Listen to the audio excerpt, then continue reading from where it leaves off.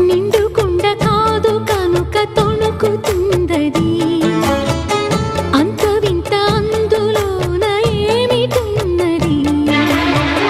నాలో తెలివికి దీనిలో నీటికి పోలికే గుళుకు గుళుకు పలుకుతున్నది అమృతం లాంటి హృదయం నీది అంతకన్నా వేరే వరమేది అది తెలిసి కూడా కసురుతుంటే నేరమెవరిది కోపం వస్తే మండుటెండ మనసు మాత్రం వెండి కొండ వానమబ్బు లాంటి వాటం నీదయా ఏంటో నాకు తెలుసా మంచి చెడ్డ నువ్వు చెబితే నేర్చుకుంటా నిన్ను నమ్మినాను అంతా నీ దయా